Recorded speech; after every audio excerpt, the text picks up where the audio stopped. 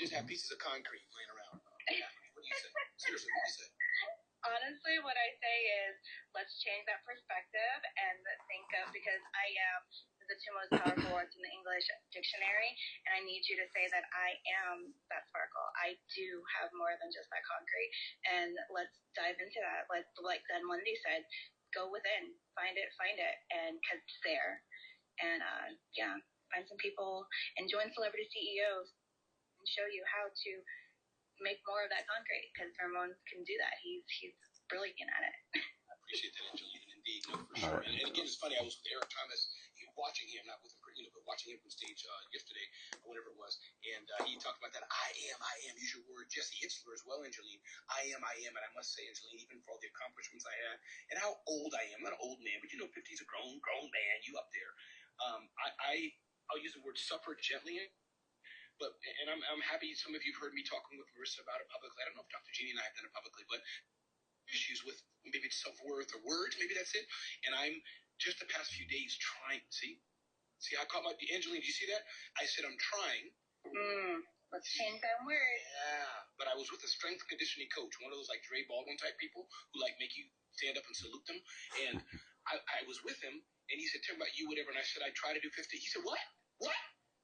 Like a drill sergeant? Like I thought Christina was there first. I was like, yes, sir. And he said, take the word try out of your mouth. And so now I say I do 50 push-ups a day, and I will grow from that. But words are so powerful. So that's one thing I know need to do better. And I hear Glenn Lundy doing that as he speaks. You'll hear him pause. You'll hear him, let me say that again. You'll hear him right on the fly use a different wording. So Angeline or Dr. Jean, anybody want to jump in on that aspect of words? I'll be ready when you are, Ramon. No, it's all good. I was going to say, I have seen you do the push-ups, and Christina, I think, was counting. So we've seen you. We're going to start in a second, IG. We're just getting Clubhouse ready. For some reason I can't get on Facebook. Too, of saying, I wish I could, or I want to, or if we say, I will, or I am. And Angeline said on Saturday afternoon, morning, whatever it was, afternoon, I am more. What are those words? And so, yes, the words are powerful, and it does. That's what rests in our minds. We say the words. Ready when you are, Ramon. I appreciate it. Everybody listen, this is the Breakfast with Champions.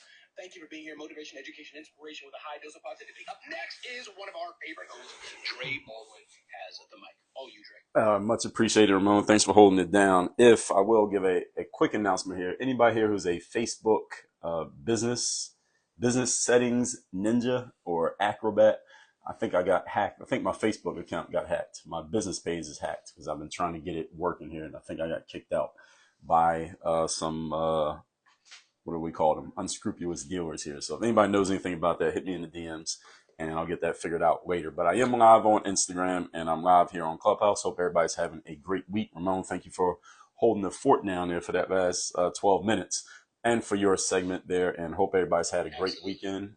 Absolutely. Hope everybody's had a great weekend and having a great Monday so far.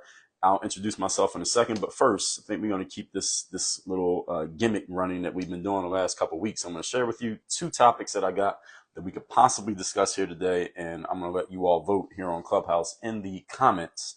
Let me know which one should we talk about. I actually got so many, I got to pick 2. All right, so the 4 that I have, I will do 2. All right, so one is mastering the skills to teach and sell online. That can be one. So we'll put O for selling online if you want to talk about that. And then the other one is acting with speed. If you want to act with speed and urgency, what are the tools to actually do that? Why does it matter? How can you do it? Put an S for that. So sell online, put O for selling online. We can talk that for the next 46 minutes.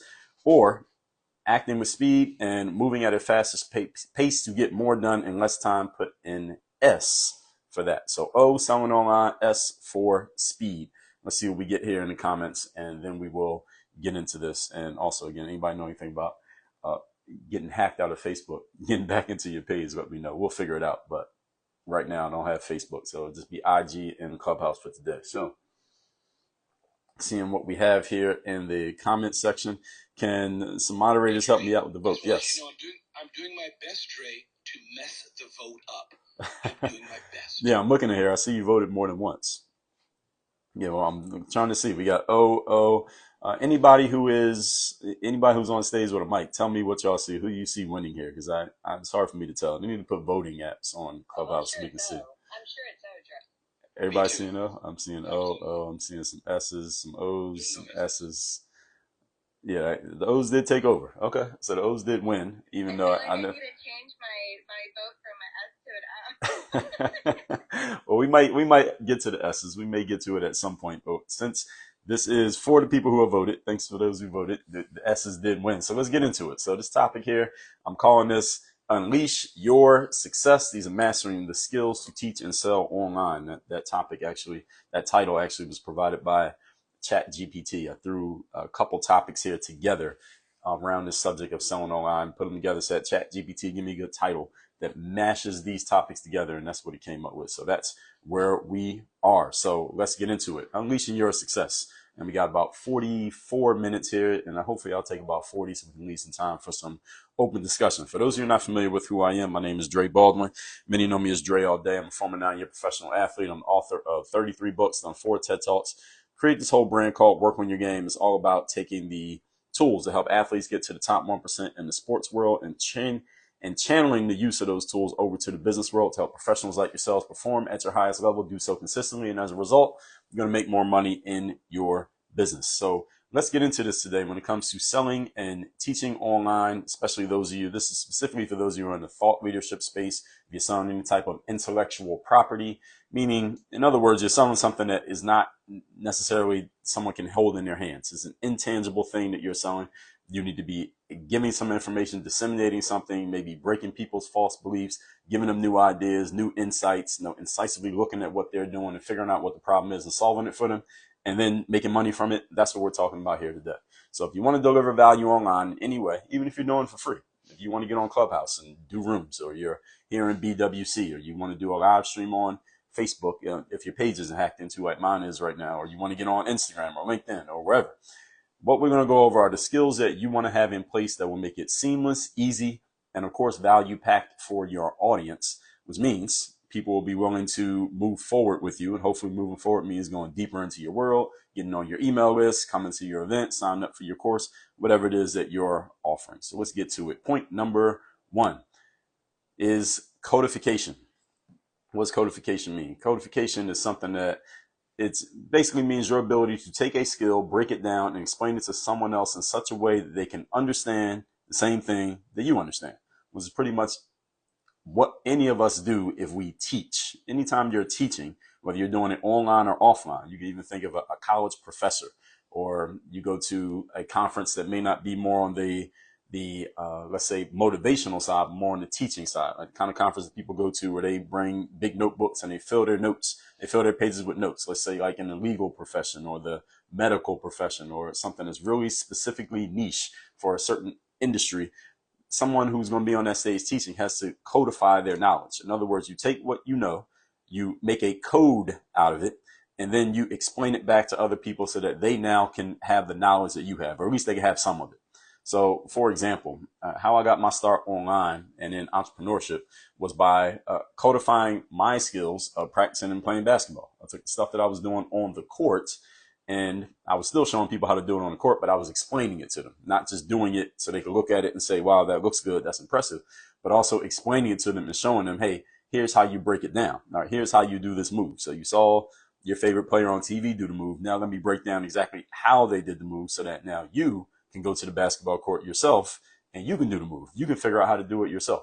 So this could be something like a crossover dribble, or how to make a layup with your right hand or your left hand.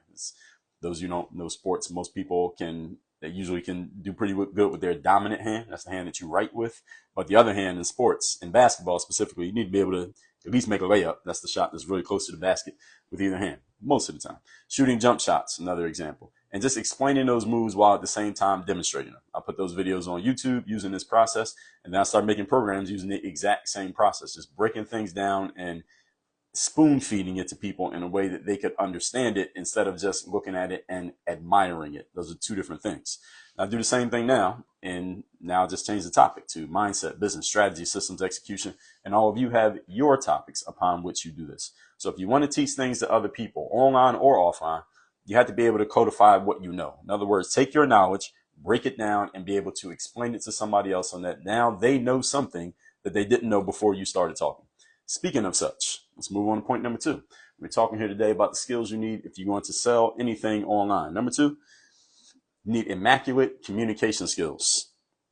What are immaculate communication skills? If you want to teach things to one person, 10 people, or 1,000,000 people, you must be very, very good at communication. That is just getting your point across to other people. Now, communication is not just your ability to speak, but it's also your ability and willingness to listen. But here we're talking about the speaking part. We're talking when you are giving the information out. You have to have the ability to take what's in your head or on your hands, in other words, your ability to do a thing, and explain it to a person who doesn't know it and has not done it, but now they get it because they heard you share it, or they read you share it, or they watched you do it. There are many reasons why I emphasize communication skill, and I emphasize this a lot. I talk about this in a lot of areas of damn near any topic that I'm talking about. Communication is always one of the things, whether we're talking soft skills, we're talking, even when we talked resilience a few weeks ago, we talked about mindset, we talk anything motivation based, anything business based, even in the sports world, you have to have that communication skills because you have to get your point across not only to other people, but also to yourself. How are you communicating with yourself? So communication is a much needed ability in today's world, especially because we are so interconnected, and all of us being on this application right now, whether you're watching me on a social media app, whether you're, or any social media, let's just call it any social media app, Clubhouse being one of them, your ability to communicate is the only way that you can get your point across, is the only way you can build an audience. You want people to connect with you and understand you and want to follow you, they got to get what you're saying. And you have to be able to communicate it. So if you fail in communication, then you may fail to make a connection that should have been made had you been more clear in your ability to get your point across. So this is a skill that you can use to make money. Is one thing to make money using your physical capabilities. Let's say, for example, playing a sport or construction work. It's a higher level ability to use your mouth and your hands, talking about writing, that is, and your brain to make money, such as communicating. It's a higher level ability. One reason is because you can reach many more people through your words than you can through your physical abilities. Because physically, as far as today's science goes, we can only be physically in one place at a time. We can only do one thing at a time. You only have 2 hands and one physical body, at least, again, as of today's technology. But when it comes to your words, you can write a book that someone across the world in a country that you've never been to can read your book within 5 minutes. You can just send them a link in an email, or they can buy it and download it on Kindle, whatever the situation may be. And also, your ability to communicate lasts longer than your ability to physically do many things. There's some things physically that when you're twice the age that you are now, given that you're still alive, you may not be able to do those things anymore physically. But communication wise, you'll probably still be able to speak or write, and you can still get your point across. You can still give people value with your mouth that you can't give them using just your physical capabilities. So making money through communication lasts longer and allows you to reach more people with less effort than making money through your physical skills. So every human body, no matter how capable, eventually breaks down. So your ability to speak has a much longer shelf life than your ability to lay a brick or dunk a basketball. Moving on to point number 3. We are talking the skills that you need if you want to sell online, especially if you're selling any type of intellectual property or communicating such. Number 3, relatability. This also could be called likability or simply personality. You can use any one of those terms, whichever one suits you. This is your ability to communicate with other people in such a way that they feel comfortable listening to you. They feel like this is your ability to get people to feel as if they know you, they like you, and they trust you, even if they've never met you before.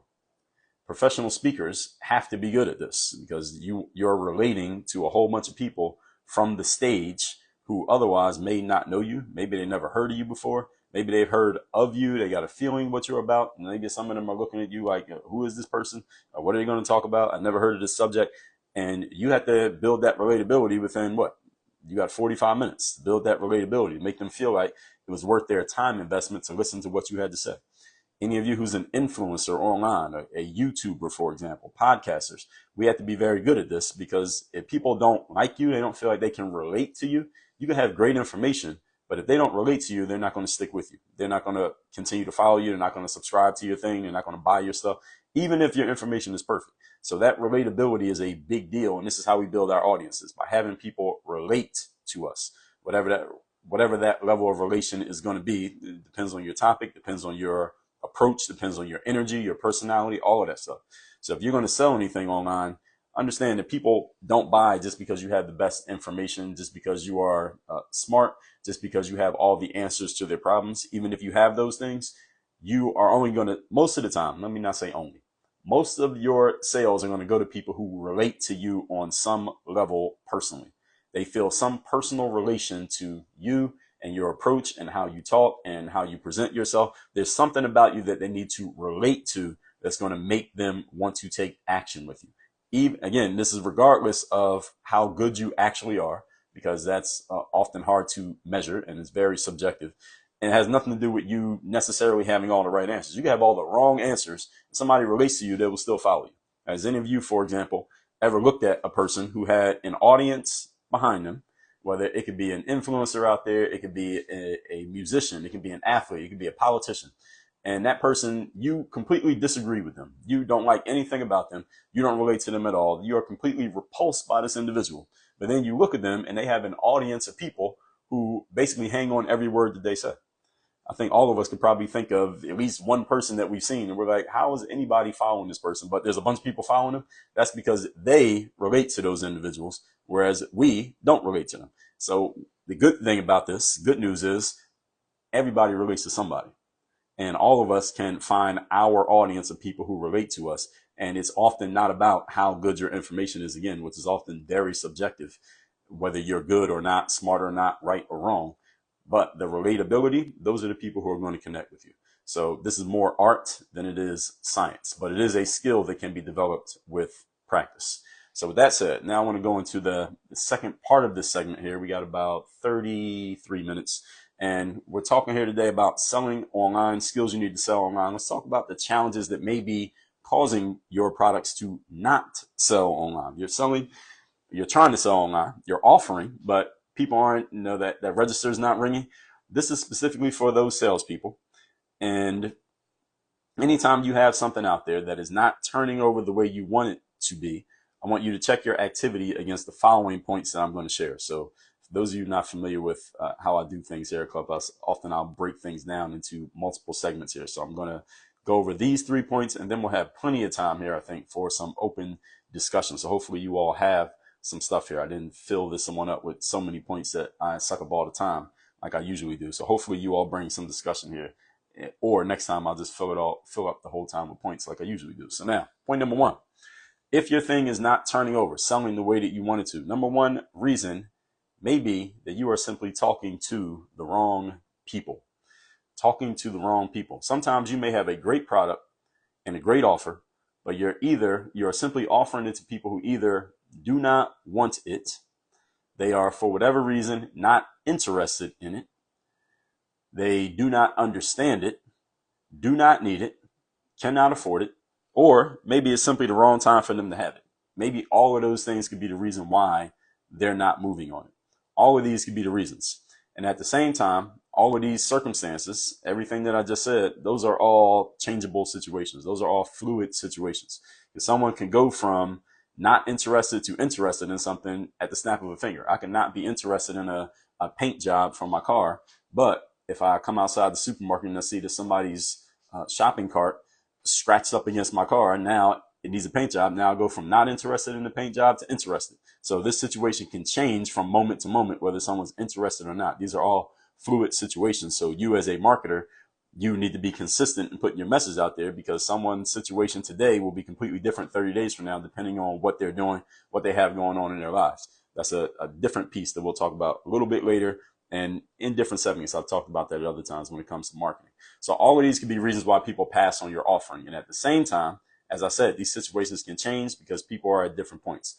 So sometimes You just need to find different people to talk to without changing anything about what you're offering. Because I talk to entrepreneurs every single day, whether it's in a Zoom call, whether I'm talking to them on person, whether it's on a phone call, DMs, emails, text messages, etc. Whenever I talk to an entrepreneur whose product isn't selling the way they want it to sell, often they think the problem is, well, there's something wrong with my product. Let me make the product better. Let me change the pricing of the product. Let me talk about it in a little bit different way, which can actually be a possible solution. But often it's one of these things that I just laid out. Maybe you're just dealing with the wrong group at the wrong time. You're just hitting people at the wrong time with what it is that you're offering. When you change that, then everything else can change. You just find different people to talk to without changing anything about what you're offering. All of a sudden, now you have a ready-made audience. Simple concept to keep in mind that I tell people all the time is sell to your buyers. What that means is find the people who actually want what you're offering and then sell that. Now, when I talk to entrepreneurs who are starting out, let's say either you're starting out as an entrepreneur, period, or you're starting out with your offering. Let's say you just came up with a new offering. You made a new course. You have a new coaching program. You have a new mastermind or whatever the thing is that you're going to put out, or a new book. The mistake that gets made that costs people a lot of time, effort, and energy is for you to go create something and then try to find the people who will be willing to buy the thing that you've already created. You already created this finished product. Now you have the finished product in your hand and you're proud of it. You're happy about it. Now you got to go find somebody to buy it. And then you find it challenging to get anyone to be interested in purchasing that thing. It's simply because you did the equation backwards. What you should do instead, any of you who's out there who's thinking about creating a new thing, or maybe you're in the process of creating a new thing, is first go find people who have a specific challenge that you believe you can solve.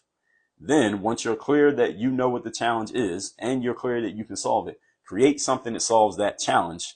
And then you can pre-sell it even before you even have it finished. You can pre-sell it to the people who already told you that they have the problem. You see this often with books where people will put out a pre-order for their book. Before the book actually comes out, before the book is done, they will say, hey, I have this book. It's going to solve problem ABC. It's coming out in 90 days. But you can pre-order the book right now, and they usually give you some incentive to pre-order the book. So if you pre-order the book right now, you'll get these 3 bonuses, and you'll get access to this course, and you'll get a live Zoom call with me, and you'll get these other trinkets that come with it if you pre-order the book. And there are a couple of reasons why people do this. One reason is, and it's a roundabout example of what I'm giving here, because usually if somebody tells you that they have a book coming, they've already decided that they're writing a book. But you could technically pre-sell a book before you even write one single word. People do that as well. And people often do this with courses, masterminds, coaching programs, events. They will start selling it. And as long as they sell enough and they see that there's a demand and people are willing to open up their wallets and part with their money for the thing, then they go create it after they have collected some money. So you don't have to start doing any work until you know that there's a ready-made audience and a market for whatever you're selling. So the reason people do this, let's just say, as an author or as a coach or as a speaker, is 1, to prove that there's actually a demand, 2, to make sure that you're solving the right problem, and 3, it'll light a fire under your butt for you to actually go and finish the thing and get it done, because, hey, you got people who are actually waiting, and you give yourself a deadline. You say, okay, if I give you the money, well, this event is happening October 1st. This book is coming out August 27th. This program is starting on September 19th. Whatever it is, you have given yourself a deadline, which is often the biggest thing that many of us need to actually get things done. Is there anyone in here right now? Let me ask this question. Put it in the chat. I want you to put the number 1 in the chat if you have something that you know you need to get done, you want to get done, but you've been procrastinating on getting it done. Put the number 1 in the chat if you have it. You want to get it done. You know you need to get it done. You have the ability. It's not like you're not missing any information or skill set when it comes to getting it done. You just have not gotten around to finishing the job yet. Put the number 1 in the chat if I just described you in any aspect of the things that you're doing right now. All right, so everybody who's putting the 1 in the chat, I'm looking there. I see a whole bunch of 1s. There should be plenty of you with 1s. All of us should probably have a 1 in the chat. Here's one thing that could help you get over this, is having a deadline. Now, if the deadline is just you with yourself, for some of you that may work, for many of you that may not. What will help you even more is if you had a deadline that was connected to other human beings. whether those are mastermind members of yours, whether it's a friend of yours who has the authority in your life to hold you accountable, whether there are customers and you tell your customers, your clients, people who have given you money already, hey, thing X is going to be done and out and in your hands, in your inbox, and your text messages, and your physical mailbox on this day. Give yourself that kind of deadline, especially if people have paid you money. Okay, that will get you moving. That'll get you to action. So using deadlines is a great way to move all of us to get things done. So all of this is under point number 1. You're talking to the wrong people. So I'm going in different directions here. But hopefully you all are staying with me. So simple concept, coming back to my point, selling to your buyers. When you sell anything, you want to talk to people who are actually looking to buy. Now, how do you know what somebody's looking to buy? Because you're thinking to yourself, well, Dre, great. If I knew what everybody was looking to buy, then it'd be a lot easier to sell stuff. Well, let me tell you what you do. Why do people buy? People buy to solve problems. That's the reason why people buy things. Anytime we buy something, we're trying to solve a problem. Yesterday, I had a couple of Zoom group coaching calls. I finished the calls and I was hungry. So what did I do? I bought some food. What problem was I solving? I was solving the problem of being hungry. Anytime we buy something, we are solving a problem, whether it is a real serious problem or it's a problem that we decided to make up in our minds. If you go to the grocery store and you buy a Snickers bar or a bag of Skittles, did you really have a problem? Usually, no. Maybe if your blood sugar is low, if you're diabetic or something like that. But for the most part, most of the time those candy bars get sold, we made up the problem of, you know what? I want some sugar right now. So you go and buy that candy bar. We're always solving a problem. So it's easier to sell umbrellas when it's raining outside. It's easier to get hired for a job when you go to a company that's actively looking for a new employee. Not that you couldn't sell them in other situations, but it's much easier to sell them in those times. So what you want to do is find a problem that people know that they have, that they want to solve, or you can create a problem for them and exacerbate the issue so that they know it's a serious issue. Then you can sell them something. So if you're talking to people who simply don't seem interested in the problem that you are solving, go find some people who actually have that problem, or better yet, back up. Go find what problems people have, period, and then solve that problem because you know it exists. So you're not guessing. You're not doing it on spec, as they say in the real estate world. You're actually, you know, there's someone with a problem. They have committed to the problem. You could even, if you're a good enough salesperson, get them to commit some money to the solving of the problem that you're going to create.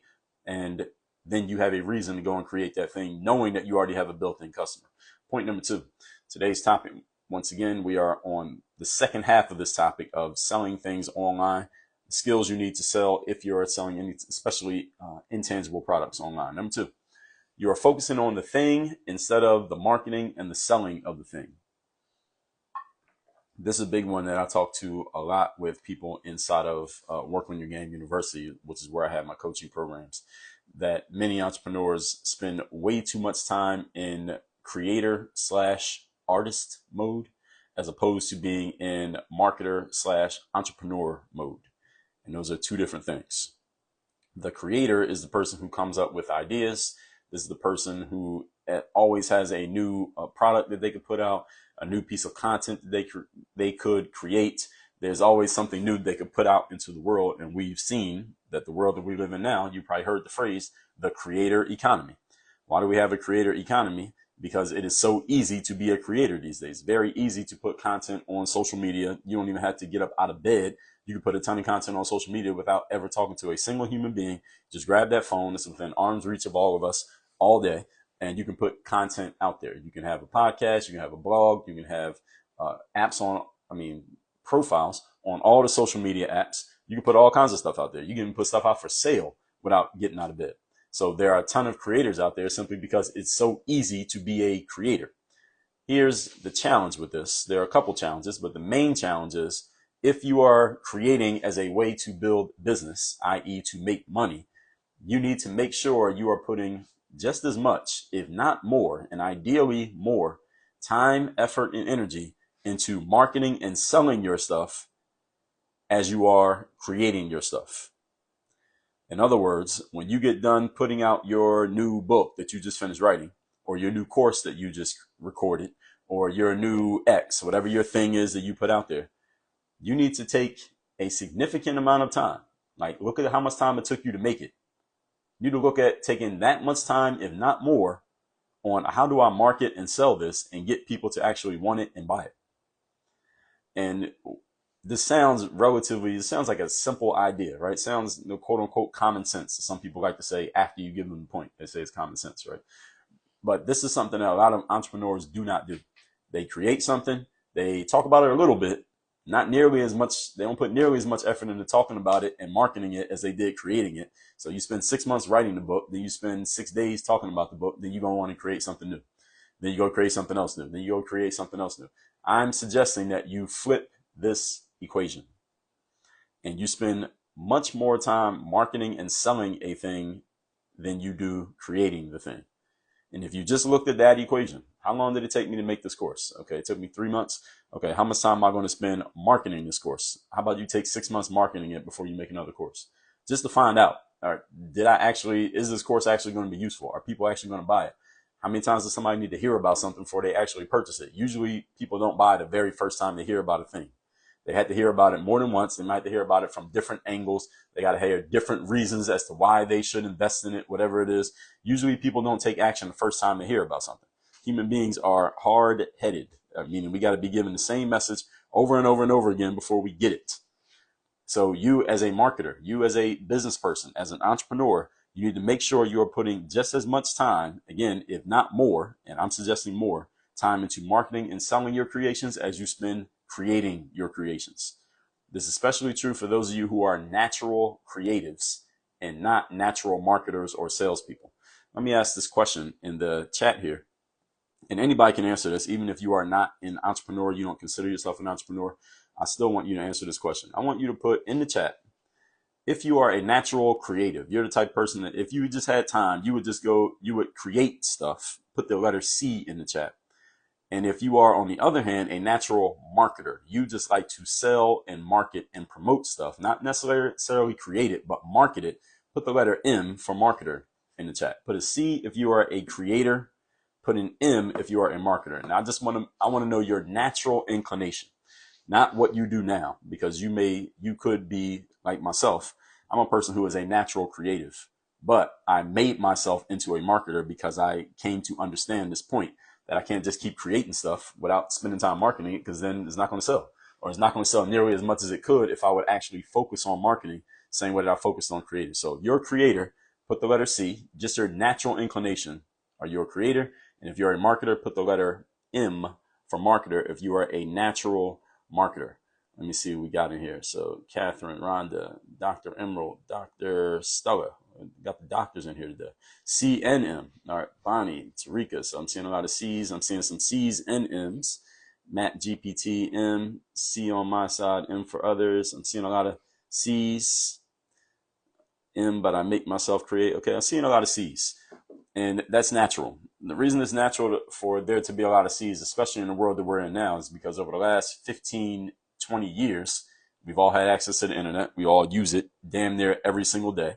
And it's so easy to be a creative. Again, it's easy to be a creative. It doesn't cost any money to create and to put your stuff out there. You can create stuff. You can start a business literally for free these days and start making money. And there's a very low barrier to entry to be a creator. There's zero barrier to entry to be a creator. You just walk across the line. To be a marketer, on the other hand, you have to, first of all, figure out who are you going to sell to? How are you going to sell? And then you got to figure out how to get people to exchange their money, which many people have a very strong emotional connection to, especially in Western society. How are they going to exchange their money for this thing that is out there? It's not as easy a gig. So it's natural that there be fewer marketers in the room than there be creators in the room, even in a room where we have business people like here in Breakfast with Champions. And I saw a comment here. This was a good question. Dr. Stella said, how do you transform yourself into a marketer? Well, the simple short answer I'll give you, Dr. Stella, is first of all, you got to start thinking about it. Understand the power of focus, that whatever we focus on grows and gets bigger. And usually, because the human brain is the strongest tool known to man, if we put our brain to something, usually we will get better at it and we will produce better results in that thing that we're focused on. And what we ignore gets smaller, it atrophies, and it goes away. So the number one thing, if you're a natural creator and you would like to become more of a quote unquote natural marketer, even though it's not natural, it's kind of synthetic. You created it, but there's nothing wrong with that, is you need to focus more on marketing. So again, let's look at the Pareto's principle, 80-20, right? how much time are you spending as a creator? How much time are you spending as a marketer? And this is a question all of us could ask ourselves. I tell this to people in my coaching programs, especially when I'm talking to entrepreneurs. How much time do you spend marketing versus how much time you spend creating? And usually it's about a 20-80 split. When I first talk to an entrepreneur for the first time and ask them that question, usually it's about 20% marketing, 80% creating. And I tell them we got to flip that equation. You need to spend 80% of your time marketing the things that you created during that 20% time that you were creating. That's the equation that we got to flip. So that's the answer to that, short answer to that question, but I could give you a whole hour lecture on that. I'm not going to do that here today. So natural creators tend to focus more on the creating side of what they do, how great that thing is that I made, but they don't put as much effort, attention, or focus into figuring out why anybody else would want it. There's one thing, if you like it, you made it. Of course you like it. It's like your own child, but why would anybody else want it? This is especially important for those of you who are, if you're selling your own creations, you are very close to it. And thus you may be more emotionally attached to it than anybody else is. You are more emotionally attached than anybody else is. So you may value your thing more than anybody else does. And that can cloud your judgment because you created something. So you think everybody should want it because you created it. I mean, again, it's like looking at your own child. Why would anybody not want this child? Look how beautiful he is. Everybody may not agree. All right. So this can lead to frustration and disappointment because you're thinking your thing is so great. Everybody should want this. But again, everybody is not, they don't have the same attachment to it that you have. And you also need to keep in mind, folks, that you are not your avatar. All of you who are salespeople, you are not the customer, right? Because if you were to step outside of your shoes and sell yourself your product, well, you wouldn't buy it. Why would you not buy your product? Because you already know everything that's in the product. Why do you need to buy that product? You already got all the information. Everything that's in your book, you already know. You wrote it. Everything that's in your course, you already know. You made it. So you're not the customer. So you have to, as a marketer, and this is another thing to answer, who was that question by? Dr. Stella. Another thing with this question is, as a creator, you don't have to step outside of yourself to make anything. You just say whatever is on your mind or write whatever you're thinking or share whatever you're feeling. It's easy. It's much easier to just go create something because all you're doing is expressing what's already in you. For the most part, that's what many creators do, and which is what you should do. It's not a bad thing. It's what I do as well. As a marketer, on the other hand, because you are not selling to yourself, you have to take an extra step because you got to step outside of your own shoes and ask yourself, what does a person who doesn't know what I know need? And what do they need to hear, read, see, feel, or understand in order to take action here? That's an extra step and it's extra work and it's not as easy as just saying whatever is on your mind, which is what a creator does. A marketer has to figure out what's on somebody else's mind and you have to speak to their mind. That's an extra step. It can be multiple extra steps. It's not as easy to do, but you can train yourself to do this. And what I would suggest anybody who's looking to learn how to do that is go buy some books on copywriting. Go buy, and when I say copywriting, I'm not talking about copywriting like the little C with the circle. That's that kind of copywriting. I'm talking about copywriting as in writing like with a pen and paper, copywriting. And there are many books on copywriting. There are many courses on copywriting. There are YouTube videos made by creators about copywriting. So go look up copywriting and just start to learn a little bit more about the mindset of a copywriter, because a copywriter, copyright is not just written words. Copyright is any, or copying, copy period, just the word copy, C-O-P-Y, is any words that you are using to intentionally influence or persuade another person. So if you have a website that you're selling things on it, the words on that website is copy. You drive on the highway, you see a billboard, the words on that billboard is copy. You listen to a podcast and somebody has an advertisement, they read the ad, that's copy. So copy is any language that is used with the intention of influencing and persuading other people. So any of you who is selling anything, if you have not studied copy or just the concept of copy, or this is a new idea to you, you need to go and get yourself some books on copy, take some courses on copy, go watch some YouTube videos on copy, because if you haven't thought about this or even knew about it, you are doing your business a disservice. Because there are some things that you don't know that if you knew them, you would probably take a little bit different approach to how you're selling your stuff, how you're marketing, and how you're looking to influence and persuade your audiences. So finishing my point here, we're on point number 2. Many entrepreneurs spend way too much time as creators, not enough time in marketing and selling. They also don't spend as much time learning how to do the marketing and selling as they do learning how to create. All right. How much time are you spending learning how to market and sell? All right. In the last 3 years, actually, I want people to put this in the chat. I want you to put a number in the chat in the last, is 2023. So let's just say from 2020 to now. So from the time, about this time 3 years ago, we were all in some form locked down and prohibited by COVID, right? So from then to now, I want you to tell me, give me a number, just estimate. You may not know exactly. Give me a number. How many books, courses, events, just books, courses, and events have you signed up for purposely to learn marketing and selling of your stuff? Just books, courses, and events. If you sign up for a coaching program, we'll just call that a course, because there's a course in there, even if they don't call it that.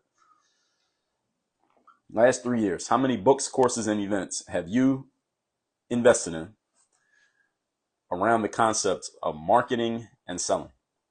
And if you consider yourself an entrepreneur, this is something that I would suggest that you be doing. This is something that we all need to be doing.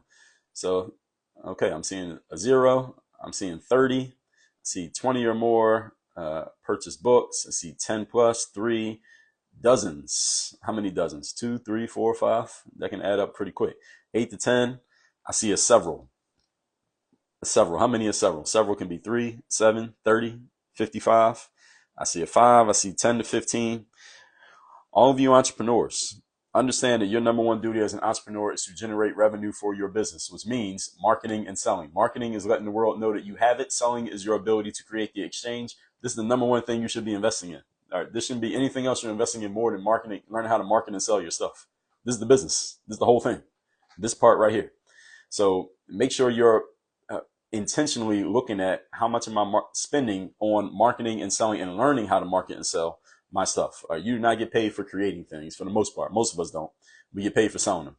Okay. And even if you do get paid as a creator, for example, an influencer, somebody's doing a sale there in order for the money to actually come in, even if it's not you.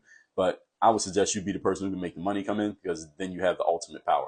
Moving on, number 3. This is the last point here. Then I'm going to recap, and then we will have some discussion. So I took more time than I thought I would. Number 3, you're not talking about your stuff enough. All right, this goes right back to what I said in point number 2. You are not talking about it enough.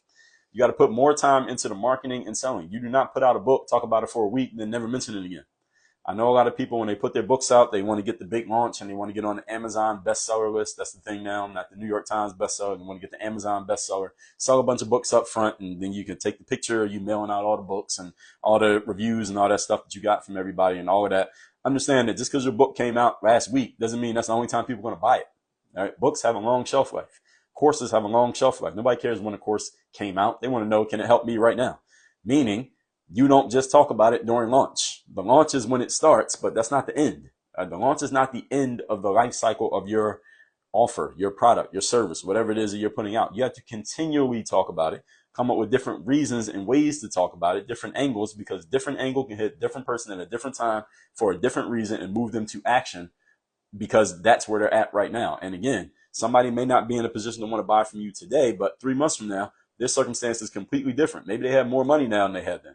Maybe they were sick then. They're not sick now. Maybe they were in school then. They're out of school now. Maybe they had a job then. They started a business now. Now they need what you're offering, but you stopped talking about it 2 months ago because your launch ended. You got to keep talking about the thing. Never stop talking about your offering. And this is the challenge that happens with this, especially those of you who are, you're the main person doing all the marketing in your business. If you have so many things to sell, then now you got to decide, which one am I going to talk about each day? You may end up confusing your audience. They don't know where to begin because you got so much stuff. So this is more of a structural challenge, but just a side note that I want to put there. I'm not going to go deep into that here today. So make sure you're putting a lot of time into thinking about how you're going to market the thing that you're creating, not just how are you going to create the thing. All right. So if you're an entrepreneur, you eat what you kill, you need to focus on killing. All right. All right. Everybody heard the phrase, you eat what you kill, right? As an entrepreneur, then your focus needs to be on killing, not on eating, because there's nothing to eat if you don't kill anything. So keep in mind that there's nobody sitting around waiting for your next product to come out most of the time. For most of us, you have to interrupt people from what they are currently paying attention to and get them to pay attention to you. So you can't send one email about one product and expect that person to go buy it and everybody to come beat down your door just because you sent out one email or you did one Facebook post. That's why marketing is a job. This is why people have the title of marketer. They can do that all day. It's a full-time job to be a marketer. Why? Because the marketer is bringing the money. That's why it can be a full-time job. With all that said, let's recap these points. Mastering the skills to teach and sell online. Then we'll open up the floor. We got a few minutes left. Number one, skill of codification. That is just breaking down what you know and be able to spoon feed it to someone else who does not know what you know. Number two, immaculate communication skills. Now, communication also includes listening, but here I'm talking about specifically disseminating information, written and spoken word. Number three, relatability. People buy from you because they relate to you on some level, and then they justify that relatability by saying, well, logically, you have good ideas and you can help me out, but people must relate to you in order to buy from you. And why your stuff may not sell. Number one, you're talking to the wrong people. And again, the wrong person may be the right person next week. But if you don't continually market, then you may miss that window when they are actually ready. Number two, you're focusing on the thing instead of the marketing and selling of the thing. The business is about the marketing and selling of things. It is not about the thing itself. And number three, you're not talking about it enough. The shelf life of your marketing plan is like a week.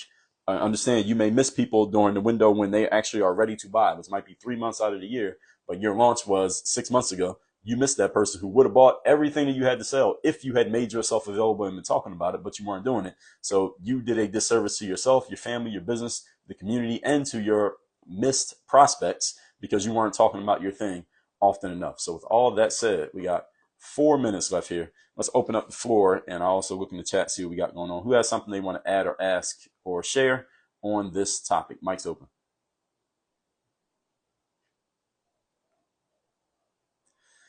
Dre, it's Jeannie. I'll talk. Good morning, Jeannie. The morning. I think the piece that you said about spending more time on the marketing than on the creating, if you invested at least that much time, right, then you should be investing that much time in the marketing. So I loved that. Thank you so much. Excellent. Thank you. I'm looking through the chat here to see. So I saw a lot of creators. So Hey, Angela Beller. Hey, who's this? Shoot, I'm telling you, Angela. this is Angela Beller. Hey. Oh, so good. I mean, it's just, I'm over here in my car driving back to New Orleans just going, man, this is gold. And it just, I mean, I'm inspired to get back to, I'm good at marketing, but I had to learn how to be good at it because the creating is the fun part. And right, just a reminder of getting it back out there and keep talking about the thing. That was just gold to me. Thank you so much. Absolutely. Thank you. Bonnie LeBeau, I heard somebody on mic there. Bonnie, who asked, could I suggest a marketing book? I suggest a book called This Is Marketing by Seth Godin. That's a good one. The first one that comes to mind. Someone else about that? Mr. Ray, I just want to say real quick, I'm ending up. How good was this? This is so relevant right now. I just needed that so much because you're right. We spend so much time creating and then drop the ball on the consistent marketing of whatever it is you want out there. Thank you for that reminder. That was really gold, and I really appreciate that. Really good stuff. 100%. Thank you, Aria. I just want to say something real quick. Sorry. We got two people there. Who's that? Emerald. Hey, Emerald. Morning. I was able to listen to a couple of really relevant points. I was getting my daughter ready for her morning routine and walking her to school. So, sorry to cut in on anyone, but I just want to put a plug in for Dre. He's my new coach, and we worked together. I think 2 calls so far, and it's been an amazing experience. So anybody who is on the brink of doing it or thinking about it, I would highly recommend working with him.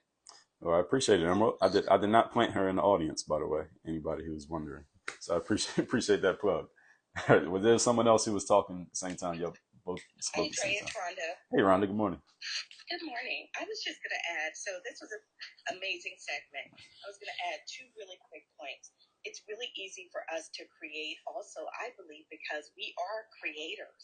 It's one of our purposes for being here is to create experience and that sort of thing. So it's very easy to fall into that creator. I have my hand raised. That is definitely me.